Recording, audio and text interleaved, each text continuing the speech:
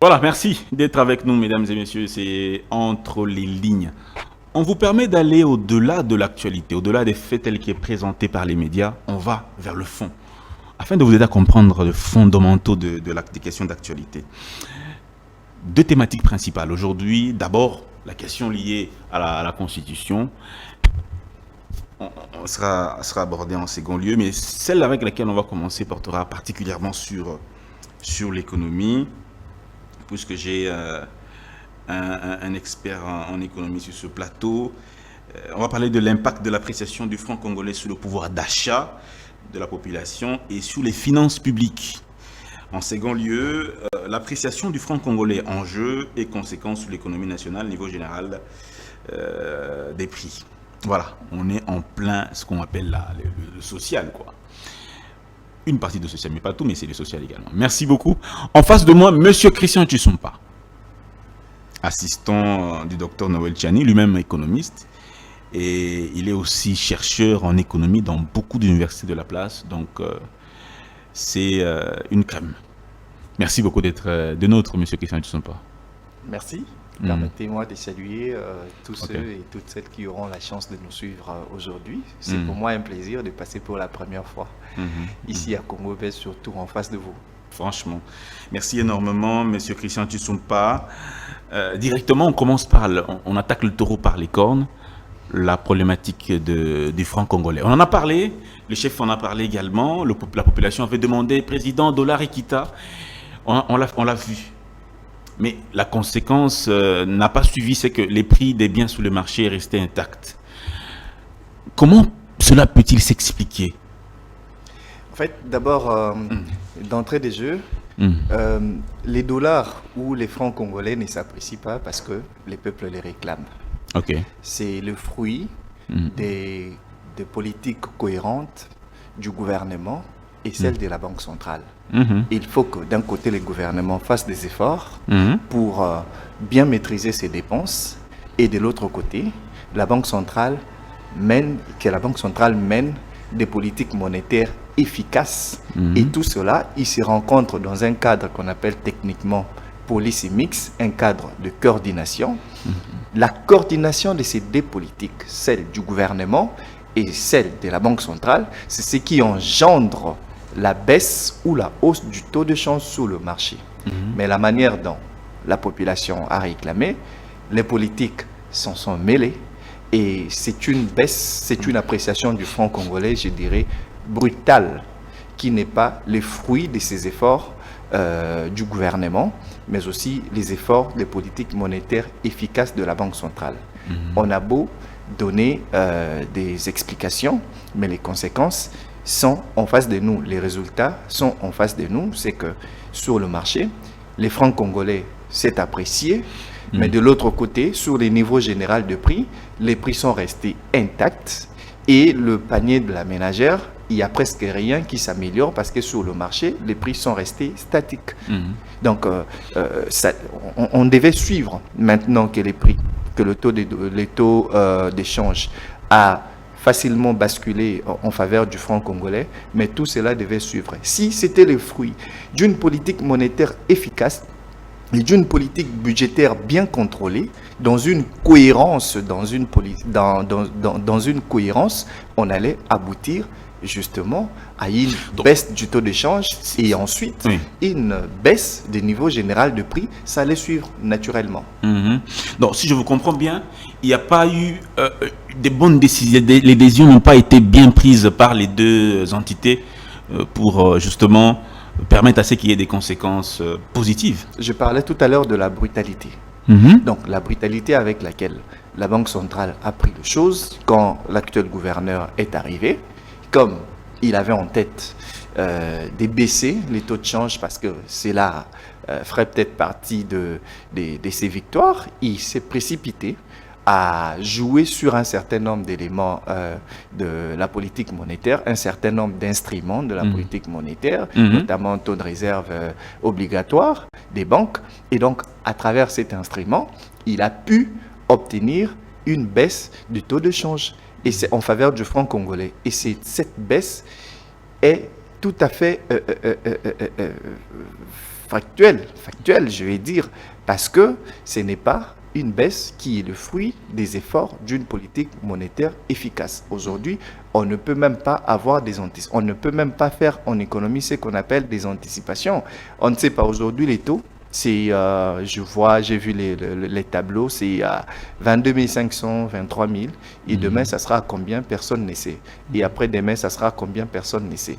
Et si déjà nous ne savons pas faire des anticipations, dans les calculs des opérateurs économiques, ils intègrent cet élément qu'ils appellent anticipation du taux de change.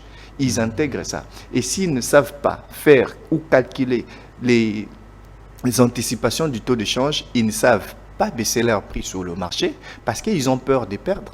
Donc il y a un problème d'incohérence des politiques gouvernementales et des politiques monétaires qui ne permettent pas aux opérateurs économiques d'avoir la confiance en politique de la Banque centrale pour baisser ou faire facilement les mouvements de leur prix sur le marché. On va dire que c'est la faute de qui exactement? C'est la faute du gouvernement principal ou celle de la Banque centrale? Alors, mais vous avez vu la bataille qu'il y a eu entre le gouvernement et le gouverneur de la Banque centrale. À un moment, les ministres des Finances disaient que c'était ses efforts, et de l'autre côté, le gouverneur de la Banque centrale disait « c'est moi ». Donc, c'est personne d'autre. Donc, c'est-à-dire qu'il y avait eu une incohérence que je viens de démontrer tout à l'heure ici. Il y avait une incohérence. D'un côté, les gouvernements menaient ses politiques et de l'autre, la Banque centrale menait aussi sa politique monétaire. Et les deux ne se rencontraient pas dans un cadre qu'on appelle policy mix, un cadre de coordination, de cohérence entre la politique monétaire et la politique budgétaire.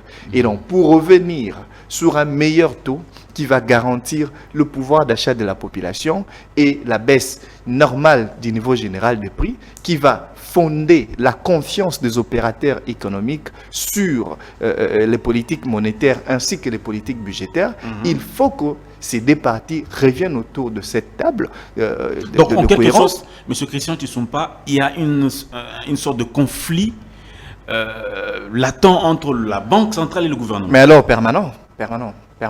Ces conflits existent toujours permanents parce que le gouvernement, naturellement, est indiscipliné. Le gouvernement dépense. Parfois, on entend chaque mois parler de dépassements budgétaires. Tout à fait. Les gouvernements dépensent au rythme des promesses et tout cela injecte une bonne quantité du franc congolais sur le marché. Mais la Banque centrale, à un moment donné, elle doit appliquer la politique monétaire restrictive lorsqu'elle constate qu'il y a plus de francs congolais sur le marché pour arracher un peu la quantité de la masse monétaire et doit appliquer une politique monétaire expansive lorsqu'elle constate qu'il n'y a pas assez, il y a rareté du franc congolais sur le marché. Et dans tout ça, le gouvernement, il est indiscipliné, le gouvernement doit dépenser, il doit exécuter les projets. Vous conseillez quoi exactement? Vous conseillez quoi à la Banque centrale? Vous conseillez quoi au gouvernement également? Ils devaient se mettre ensemble.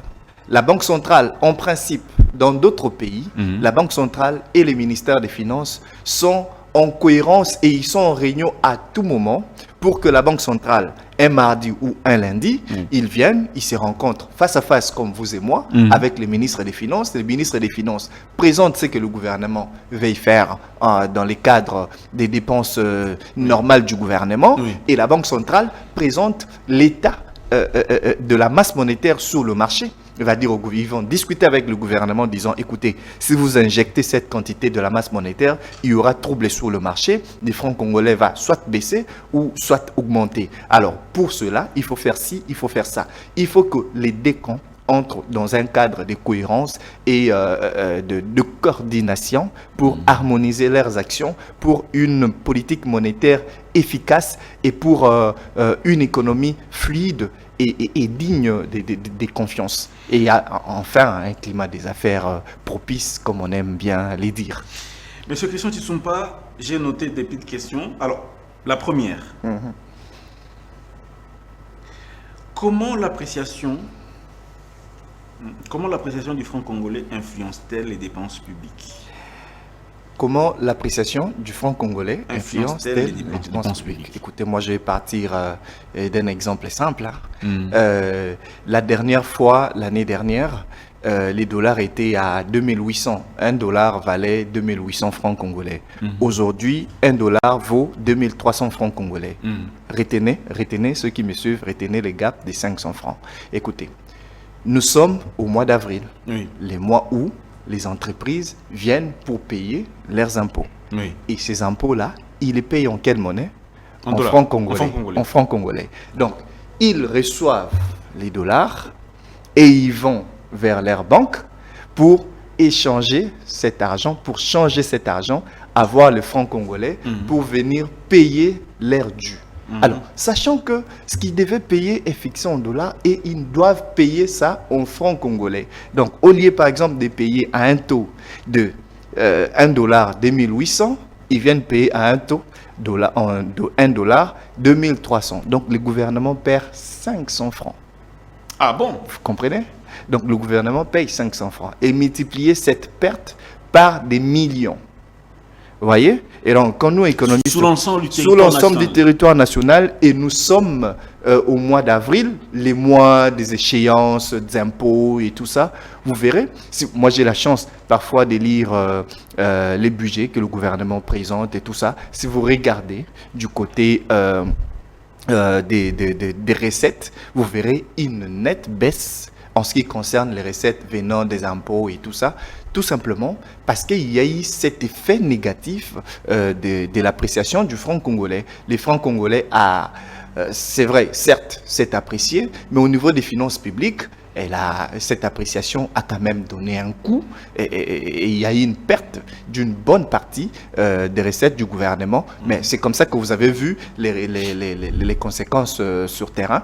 Je me rappelle qu'il y a quelque part où je parlais de ça, je disais que un peu avec les temps, le gouvernement aura des souffrances parce qu'il ne saura pas faire face à certaines de ses dépenses parce qu'on l'a imputé d'une bonne partie de ses recettes. Mais cette thèse-là ne semblait pas convaincre tout le monde. Mais on a vu au mois de décembre, on a vu au mois de janvier, on a vu au mois de février, même aujourd'hui au mois d'avril. Le ministre des Finances a dit que on a déjà clôturé la paye, mais au moment où nous parlons, il y a des gens qui ne sont pas encore payés. Alors il doit expliquer qu'est-ce que signifie clôturer la paye. Si clôturer la paye veut dire payer tout le monde, alors là, tout le monde n'est pas encore payé. Donc, on va essayer d'améliorer, mais l'amélioration qu'on va faire, vous savez que le budget rectificatif est à l'ordre du jour au Parlement, parce qu'on doit rectifier. Tout simplement parce que cette appréciation du franc congolais a donné du coup aux recettes du gouvernement. On doit revoir un certain nombre de dépenses du gouvernement, supprimer certaines pour adapter les budgets au taux actuel. Beaucoup lient aussi cette décision au retard des paiements des fonctionnaires. C'est bien le cas, le gouvernement n'arrive pas à collecter effectivement toutes les recettes, c'est ça? Oui, mais le gouvernement collecte. Mais si à 1 dollar égale 2800, il collectait, un exemple, 1 million de dollars. Aujourd'hui, à 1 dollar égale 2300, le gouvernement n'est plus en mesure de collecter 1 million de dollars. Il sera à 800 ou à 700 millions. Et donc, 700 000. Alors, et donc, de ces faits, un certain nombre de ces dépenses, le gouvernement doit voir. Et ça, c'est le travail du ministre des Finances d'avoir du budget, doit juger les dépenses, quelles sont les dépenses qu'il faut payer tout de suite, qu'est-ce qu'il faut échelonner avec les temps et tout ça. Et donc, le gouvernement a perdu une bonne partie de ses recettes. Et je vous le répète, que les budgets rectificatifs pour cet exercice 2026 est à l'ordre du jour au Parlement. Donc, le gouvernement perd, mais les opérateurs économiques gagnent. Bien sûr, bien sûr. S'il y a l'avantage des opérateurs économiques. Parce que maintenant, comme vous avez vu à un moment la tendance, le franc congolais perdait un peu sur le marché il y a 2 semaines ou 1 semaine. Oui. Et vous constatez maintenant, le 1 dollar, si vous avez illico pour ne pas faire leur publicité, vous avez l'habitude d'échanger avec votre téléphone, avec des trucs de banque là. Vous allez constater que à un moment c'était 2325 et aujourd'hui c'est rentré à 2225. Donc vous avez constaté que il y a appréciation du franc congolais face au dollar. Mais pourquoi? Parce que tout simplement ces gens sont allés déverser leurs dollars dans des banques et prendre le franc congolais. Et du coup, un peu ces mouvements-là, ils ont aujourd'hui une avance. Ils ont gagné. Les opérateurs économiques ont gagné. Alors, Monsieur Christian Tshitsumpa, on va on va dire, est-ce que l'appréciation du franc congolais peut-elle réduire la pauvreté en RDC? Bien sûr, bien sûr. Mais si elle est bien pensée, si elle est vicelée, si elle est le fruit d'une politique monétaire et budgétaire efficace. À cette seule condition, elle peut facilement améliorer le pouvoir d'achat. Mais pourquoi? Parce qu'elle va s'accompagner à une baisse nette du niveau général de prix. Mais dans le contexte du Congo, ce qui a été pris comme décision, ça augmente la pauvreté ou ça réduit la pauvreté? Ben, ça laisse la pauvreté intacte. Intact, si vous voulez, parce qu'aujourd'hui, ce que vous achetez à quand $1 était 2800, vous l'achetez à 1000 francs. Je ne suis pas sûr que le prix a baissé. Il y a bien d'autres pour un certain nombre de biens. D'ailleurs, le prix a évolué parce qu'il s'est dit quand $1 était à 2800, je mettais ça à 3000. Aujourd'hui, $1 est à 2300. Donc, si je calcule bien la marge, il se peut que je perde. Donc, il majore un peu 2300, 2200. Donc, dans le contexte actuel, cette appréciation du franc congolais, à défaut de garder la situation intacte, essaie un peu de réduire, d'augmenter un peu la pauvreté de la population, parce que c'est parti des bases non fiables. Et les opérateurs économiques ne font pas aussi confiance à cette baisse volatile. Prenons une question sur les enjeux. Oui. Les enjeux économiques. Oui. Quels sont les enjeux macroéconomiques liés à l'appréciation du franc congolais? Mais normalement, si cette appréciation du franc congolais était partie sur des bases solides et cohérentes, la conséquence devait être la croissance économique. Je vais m'expliquer, parce qu'aujourd'hui, avec la baisse, l'appréciation du franc congolais sur le marché, ceux qui sont payés en franc congolais sont censés se retrouver avec plus d'argent.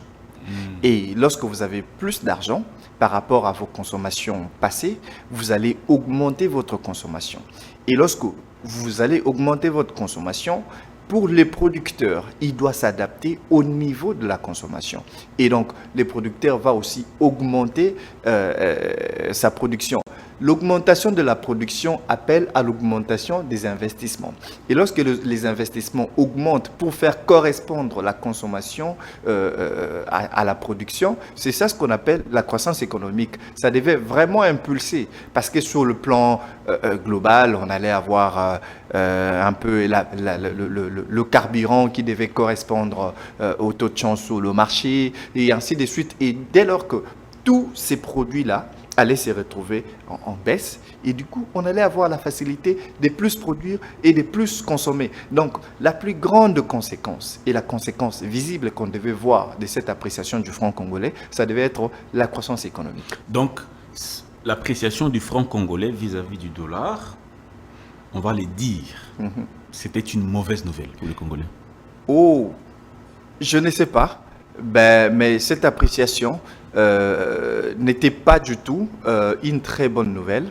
Mais on la voit, et je ne vais pas dire que c'était une très mauvaise chose, mais ça n'a pas amené des conséquences que ça devait en principe ramener si c'était une appréciation qui était le fruit d'une bonne politique monétaire et des politiques budgétaires cohérentes.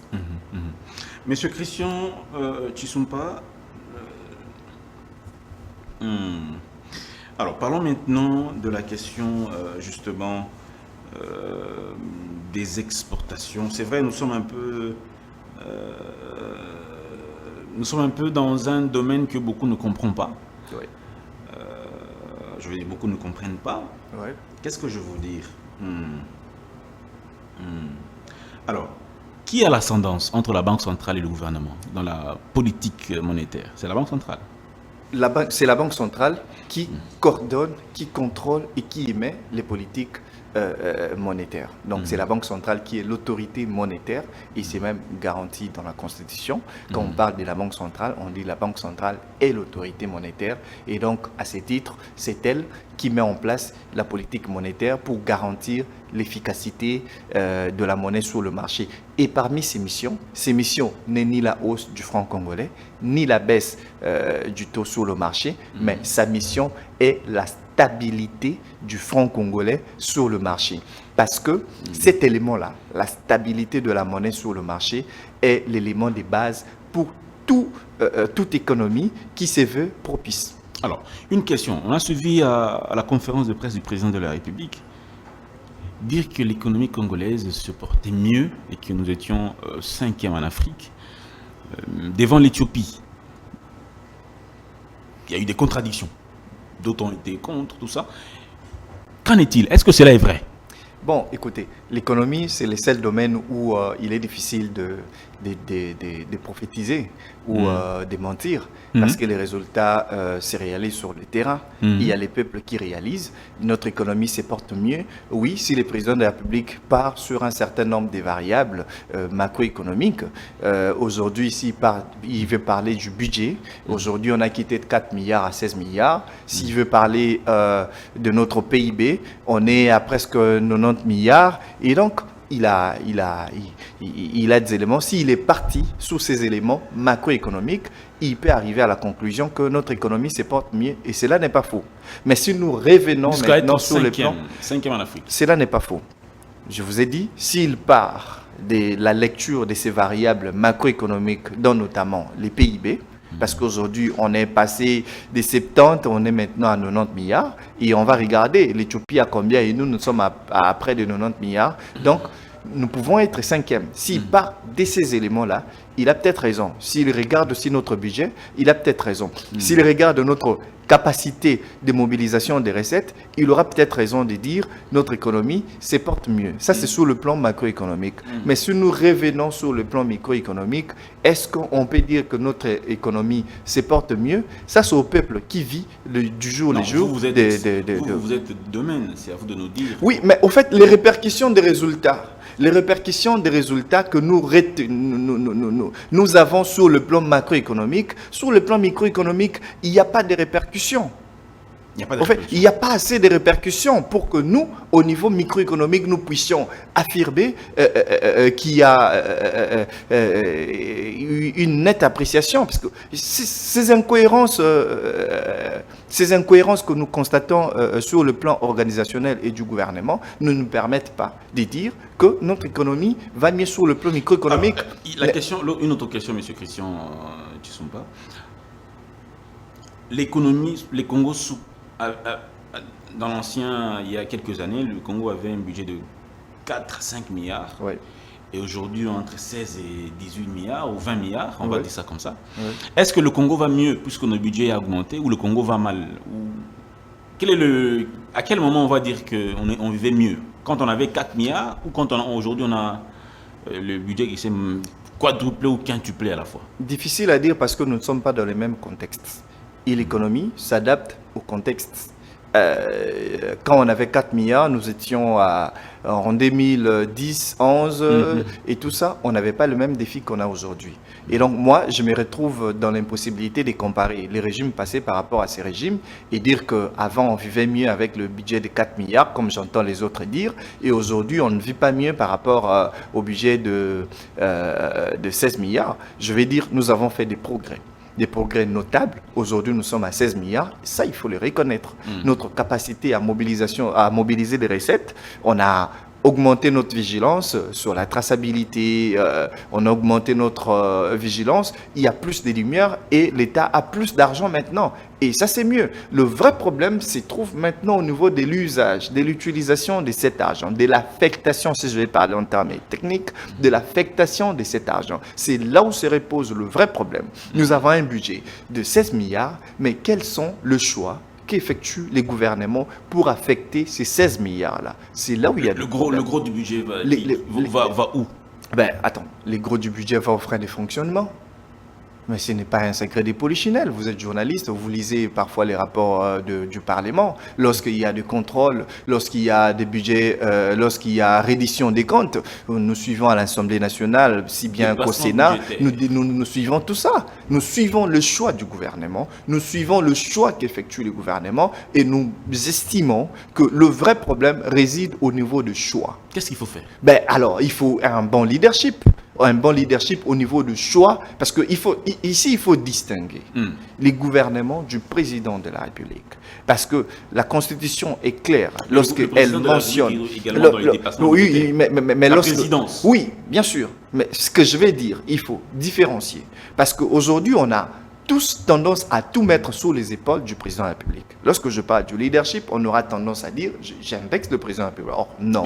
Le gouvernement a une responsabilité. Ce n'est pas le président de la République qui présente le budget au niveau du Parlement, c'est non plus le président de la République qui défend ses gouvernements. Et ce n'est pas au moment d'assumer le choix effectué par ces budgets qu'on va citer le président de la République. D'abord, le Premier ministre et tout son gouvernement doivent assumer d'abord l'exécution de ce gouvernement qu'ils amènent devant les parlements pour défendre et pour présenter au peuple. C'est d'abord à eux d'exprimer ou de défendre ce choix. Alors, moi, je pense que le vrai problème réside au niveau de l'affectation de ces budgets-là. Le chef d'État ne joue aucun rôle. Non, si, bien sûr qu'il joue un rôle. Chaque vendredi, il donne des orientations au gouvernement. Mais qui joue le plus grand rôle? Celui qui donne des orientations ou celui qui exécute les orientations? Ça, à chacun de répondre. Il y en a qui exécutent. Et lorsqu'on entend, en dehors de ces dépassements budgétaires, on entend des détournements. Et moi, je vais vous dire des choses qui vont vous choquer. Mais il y a des ministères, des départements gouvernementaux qui ne reçoivent même pas les 5% de leur crédit budgétaire. Pourquoi? Mais parce que l'argent doit aller quelque part. L'argent doit aller autre part que dans ce qui était prévu dans le gouvernement. Et venez au Parlement, ce n'est pas un secret de polichinelle, vous pouvez entrer, vous pouvez lire, lisez les documents de reddition des comptes, lisez les rapports de Cour des comptes, lisez et vous verrez comment on utilise cet argent. Notre problème, c'est l'utilisation de cet argent. L'argent va où? L'argent va où principalement? Quelles sont les institutions les plus budgétivores du Congo?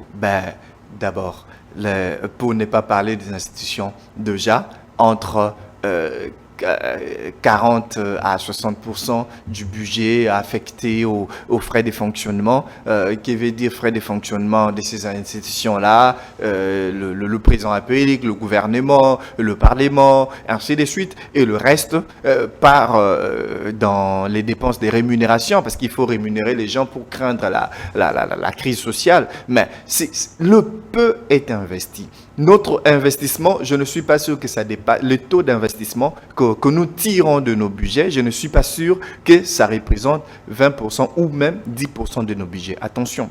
Les investissements. Mais oui, mais les investissements. Mais attention. Nous investissons pas assez. Ça, je l'assume. Notre gouvernement ne fait pas assez le choix des investissements sur notre budget. Mais attends, le ministre des Finances va vous parler des impératifs. Il va vous parler des impératifs. On a l'impératif de la guerre, on a l'impératif de ceci. Et puis, il n'y a pas longtemps, les léopards ont été qualifiés pour la Coupe du Monde. Et tout ça, il fallait les récompenser. Et tout ça. Donc, il y a plus de choses extra-budgétaires. Voilà. Des choses extra-budgétaires qui s'exécutent, alors que ceux qui sont prévus, des choses, des projets prévus dans le budget ne sont pas exécutés. Et qui doit répondre? C'est le ministre. Quel ministre? C'est le ministre des Finances, le ministre du budget, l'argentier public, l'argentier de l'État, l'argentier du gouvernement. C'est le budget ou les deux? Attendez. Qui décide en dernier lieu? C'est les ministres des Finances, les grands patrons. On le sait. C'est lui les grands patrons, c'est lui qui décide de ce qu'il va payer et de ce qu'il ne va pas payer. C'est lui qui décide, tout le monde le sait. Le budget, c'est... Mais oui, mais le budget, lui, il regarde, est-ce que cette dépense, on l'avait prévue? Oui, on l'a prévue. C'était à hauteur de combien? De autant. Ok. On regarde si la règle est respectée. Si la règle est respectée, le budget coche. C'est bon. Mais c'est maintenant au ministre des Finances de signer l'OPI, tout ça, tous ces termes que vous entendez. Donc, Doudou c'est un mauvais ministre. Je ne dis pas ça. Mais il faut quand même qu'on ait un coupable. Mais je ne dis pas ça. Je ne dis pas ça. Mais on doit avoir un coupable. Mais oui, mais après, je ne sais pas les pressions qu'il reçoit. Après, je ne sais pas les pressions qu'il reçoit. Mais attendez, être ministre des Finances, c'est être un docteur urgentiste. Le ministère des Finances, c'est la salle d'urgence du gouvernement. C'est la salle d'urgence du pays. Parce que tout le monde veut faire passer son projet. Et il est difficile de dire que tel est mauvais ministre des Finances et tel autre est un bon ministre des Finances. Mais moi, je vais dire, le vrai ministre des Finances, c'est quelqu'un qui sera très têtu. Très têtu. Très têtu. Très têtu. Il ne se laisse pas J'ai dit bien, le vrai ministre des Finances que notre pays doit connaître, il doit être très têtu. Il doit être très têtu. Mais c'est la Banque centrale qui décaisse. Non, mais la Banque centrale n'est que caissière. La Banque centrale est caissière. C'est là où le gouvernement garde son argent. Mais si le ministre qui est l'argenté, il dit que l'argent doit sortir, ben écoutez, on va sortir l'argent. On va sortir l'argent. Donc, à ce stade, je ne peux pas dire que tel ministre était un bon ministre des Finances et tel autre était un mauvais ministre des Finances parce que je ne suis pas dans la cuisine interne. Mais tout ce que je sais, c'est que le ministère des Finances, c'est une salle d'urgence. Et le ministre des Finances était un urgentiste. Donc il doit justement libérer, même au moment où nous parlons, il a des pressions pour libérer telle institution, pour libérer ça, pour libérer ça, pour libérer ça. Et donc nous ne connaissons pas les pressions qu'il reçoit. Mais s'il n'est pas si têtu que ça, donc il va vaciller la vérité c'est ça, il va vaciller à cette allure de cette pression. Mais ce que je voulais dire, en ce qui concerne le budget d'investissement, c'est que les investissements que nous avons viennent beaucoup plus des prêts que nous faisons à la Banque mondiale, BAD, et ainsi de suite. Mais notre propre argent collecté, on l'oriente si rarement à financer nos propres projets d'investissement. Le Congo aura besoin du budget de quelle taille pour pouvoir se relever? Non. Qu'est-ce que le minimum? Non. Au fait, il n'y a pas de minimum, il n'y a pas de maximum. Le problème, c'est la discipline. Le vrai problème, c'est la discipline. Même avec 1 milliard? Même avec ces budgets de 16 milliards, si on est très discipliné, c'est possible de faire quelque chose.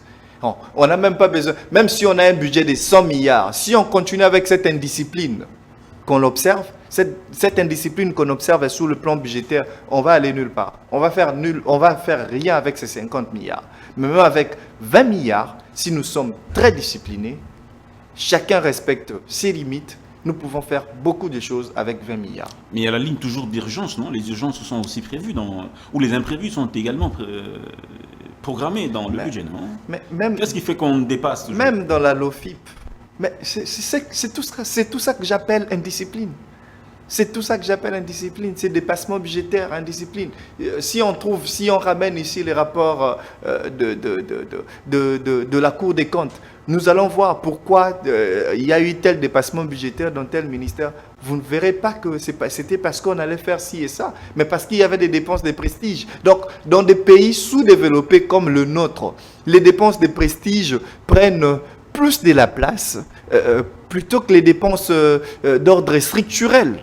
On veut plus investir pour la conjoncture et bien évidemment parce que dans ces pays, la technicité ne domine pas, c'est plus la politique qui domine, mais le président de la République est là ou le ministre est là pour 3 ans ou 2 ans, il doit faire vite pour avoir un bilan à présenter pour qu'au prochain gouvernement, il soit encore candidat, ou le président de la République, il est là pendant 5 ans, la première année, c'est des pressions post-électorales et la deuxième année, il doit, voilà, et puis la quatrième année, c'est déjà presque l'année électorale, donc on doit faire des choses vite. Et donc c'est comme ça que dans cette allure-là, on a plus des dépenses de prestige que des dépenses d'ordre structurel qui pouvaient nous aider à aller de l'avant. Monsieur Christian Tshisumpa, en tout cas, vous avez été, on a évoqué presque toutes les problématiques principales liées à l'économie. Vous êtes à moins qu'on ait oublié un aspect que vous comptez évoquer avant qu'on puisse passer à un autre sujet. Mais tiens, écoutez, on ne finira jamais l'économie en une émission de 45-50 minutes. Donc, il y aura toujours des choses qu'on a dit, et des choses qu'on n'a pas dites. Et prochainement, on peut toujours revenir sur les mêmes questions qu'on a oubliées et en faire des émissions. Parce que chaque thématique qu'on a évoquée, on peut en faire toute une émission, parce que l'économie est si vaste. Et si vaste. Bon, merci beaucoup pour ça. Mais permettez qu'on prenne maintenant une autre thématique. Oui. Passons, avant qu'on prenne la thématique liée à la Constitution, parlons particulièrement des accords de Washington. Oui. Depuis juin 2025, nous sommes bientôt une année que ces accords ont été signés. Quel est le regard? Quelle est l'évaluation que vous faites? Nous sommes en train de vivre le respect des engagements de part et d'autre, que ce soit côté congolais, côté rwandais comme côté américain, hein, où les choses stagnent, quels sont les aspects qui avancent et qu'est-ce qui empêche, qu'est-ce qui bloque justement que l'accord de Washington, les accords de Washington puissent se matérialiser. Commençons par le volet économique avec les Américains. Alors, moi je suis le plus heureux pour cet accord, surtout sur les plans économiques, d'une manière ou d'une autre. On a contribué, on a donné notre voix pour qu'on ait des accords parce que finalement, on doit cesser d'être un pays potentiellement riche pour devenir finalement un pays riche. Nous avons des matières premières, nous avons ceci, nous avons la forêt, nous avons beaucoup de gisements, mais finalement, nous n'avons pas d'argent pour investir et créer de la valeur à partir de nos richesses. Et donc, si on peut trouver des gens qui vont mettre le paquet dans l'optique de la transparence, ils vont mettre du paquet et nous irons dans des projets win-win. Alors, si ça va transformer notre pays, quoi de plus normal? Ça ne sert à rien de garder ces gisements et de ne pas avoir de budget pour investir et gagner de l'argent que d'appeler les gens qui ont de l'argent, ils investissent, ils transforment. Vous n'êtes pas de ceux qui pensent que le Congo a tronqué à vil prix ses matières premières au profit des Américains et que les Congolais sont les plus grands perdants. Il y a une prédation internationale, particulièrement les Américains, qui contournaient. Maintenant, on leur a donné cadeau aux grandes dames du peuple. Alors, beaucoup de gens qui font cette lecture-là n'ont pas eu la chance de lire peut-être l'accord. Moi, j'ai eu la chance de lire l'accord. Cet accord est en examen au moment où nous parlons au Sénat. Il sera adopté, si tout va bien, lundi ou mardi. Et donc, j'ai eu la chance de lire cet accord.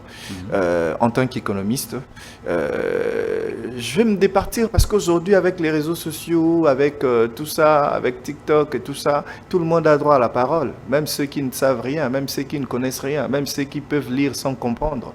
Ils ont droit à la parole, ils disent ce qu'ils pensent et tout ça. Mais moi, je pense, en tant qu'économiste, et les Américains ne viennent pas ici pour vous faire des yeux doux. C'est pour les affaires. Et lorsqu'on parle des affaires, et chacun impose son poids, lui, il ramène de l'argent. Quand on écoute certaines personnes qui sont hostiles à ça, à cet accord, ils disent que c'est un accord, un contrat léonin bis, après celui avec les Chinois. Maintenant, c'est au tour des Américains de venir piller. Non.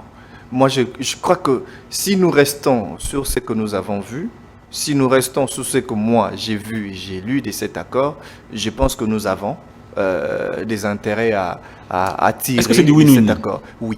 Win-win. Oui, en effet. Mais ça dépend de comment vous définissez ces win-win-là. Mais si par exemple, vous définissez ces win-win-là, je ne sais pas moi, des 50-50 ou combien, je ne sais pas. Mais c'est quand même un accord win-win. Parce que celui qui vient investir, il a de l'argent, il doit poser un certain nombre de conditions. Vous savez, nous disons toujours que nous sommes un pays si riche, mais nous ne disposons peut-être pas des études sur beaucoup des gisements. On dit il y a uranium, il y a ceci, il y a cela, mais il n'y a pas d'études sur le terrain. Et donc, moi je pense que cet accord est salutaire, ça va amener le pays quelque part. Le reste du problème, c'est nous Congolais. Nous devons être sérieux.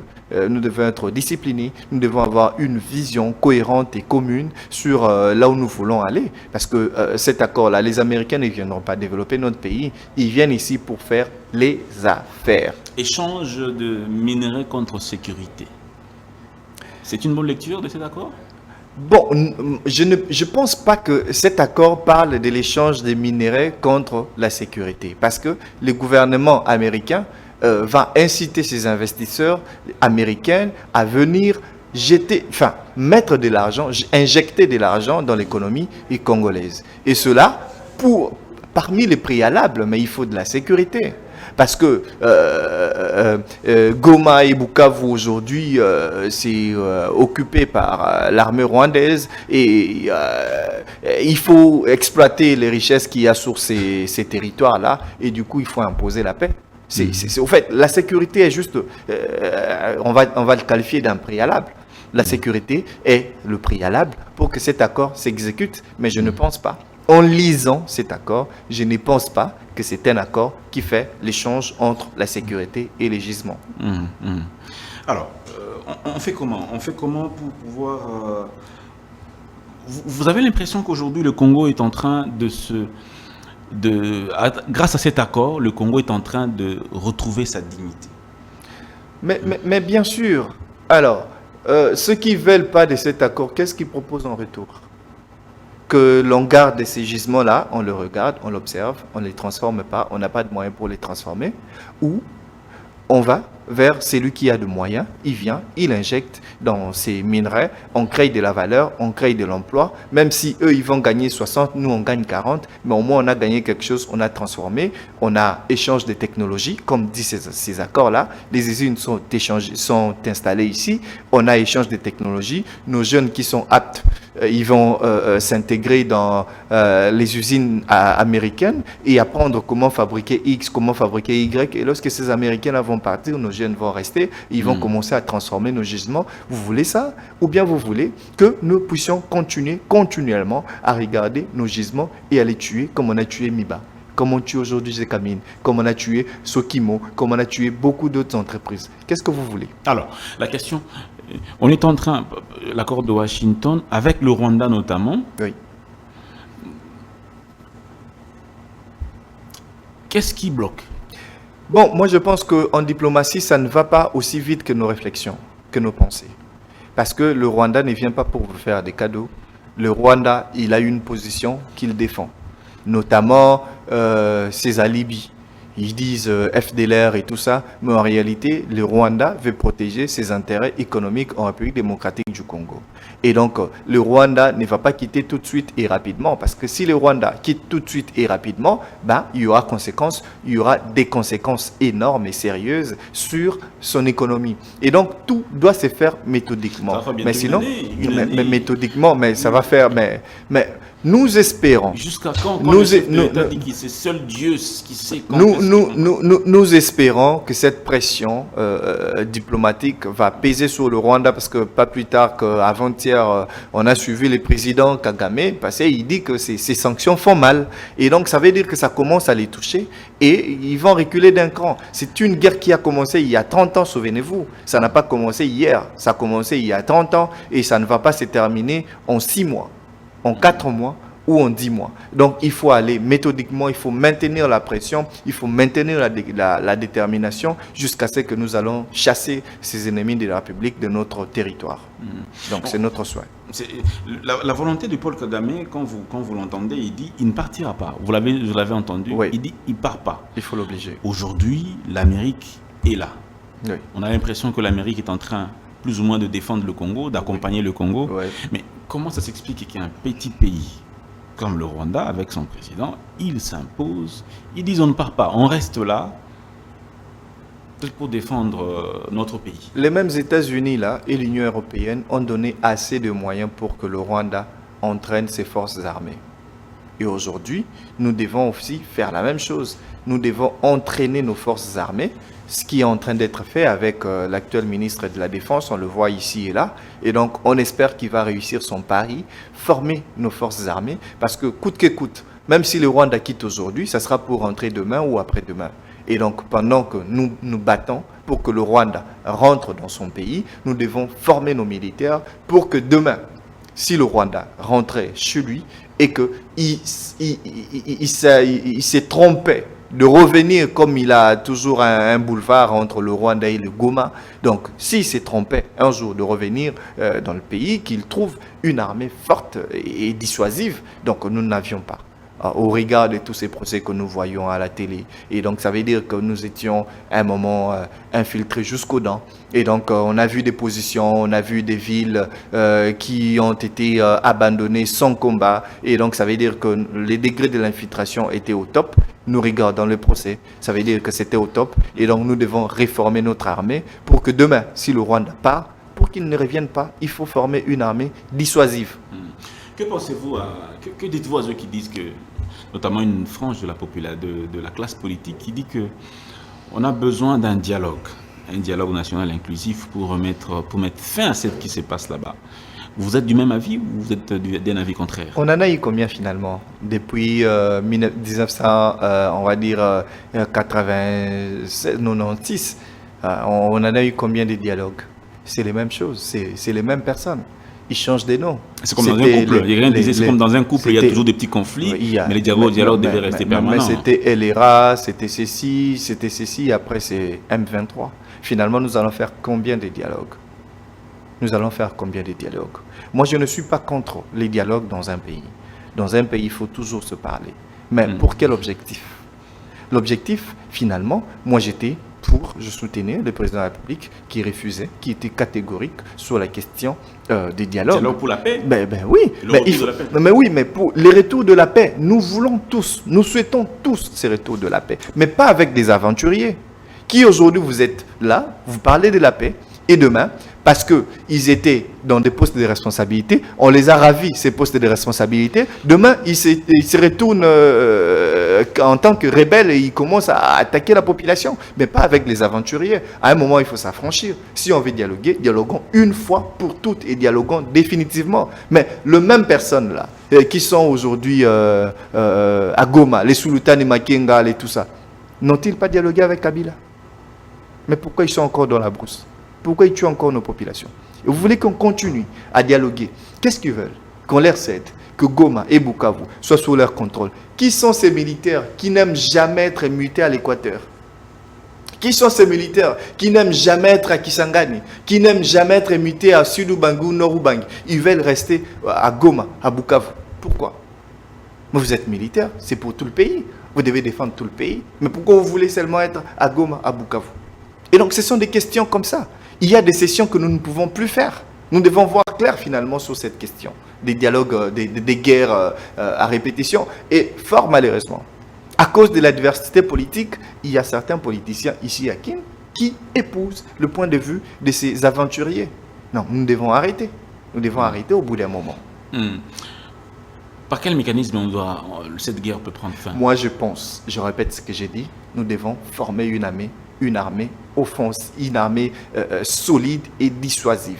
C'est par ces mécanismes-là qu'on va mettre fin à toutes ces aventures-là. Si on a une armée forte, debout, et cet élan que je vois continuer, parce que je vois le ministre de la Défense, il fait un excellent travail, il construit des camps, de ceci, de cela, il réhabilite beaucoup de choses. J'ai vu dernièrement ici à Bandundu, on a réhabilité des choses. Si on continue dans cet élan de ces ministres-là qui fait un excellent travail, je pense que dans 5, dans 10 ans, on aura une armée forte et dissuasive, une armée qui va exclure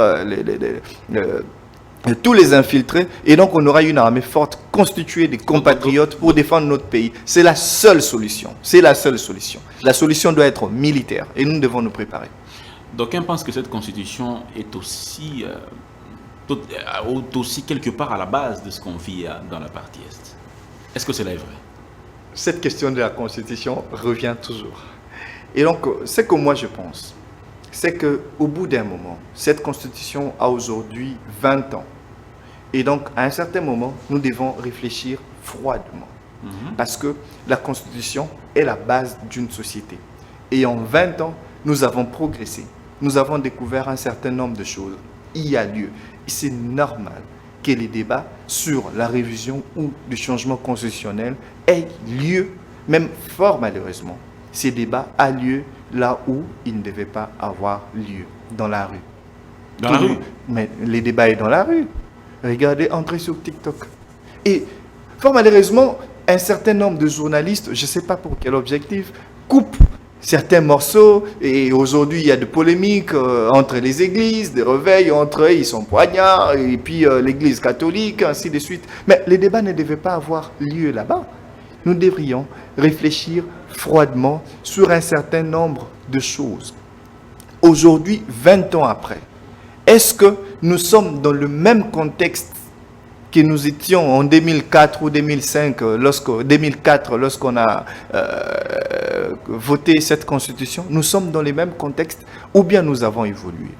Nous devons regarder froidement, nous regarder dans les yeux.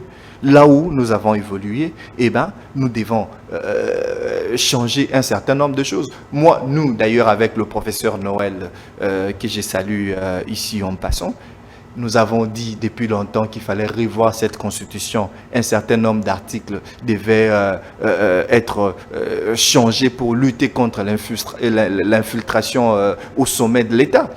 Nous le disons depuis. Nous le disons depuis. Cette constitution, dès lors que nous avons constitué, mais on n'avait aucune idée sur la tendance de ces infiltrations-là. Aujourd'hui, nous voyons la proportion de ces infiltrations, mais il est nécessaire de revoir cette constitution dans l'objectif de verrouiller un certain nombre de choses. Mais fort malheureusement, c'est dans la rue. Quelqu'un, il peut être dans sa chambre. Bien sûr, il faut verrouiller cet article.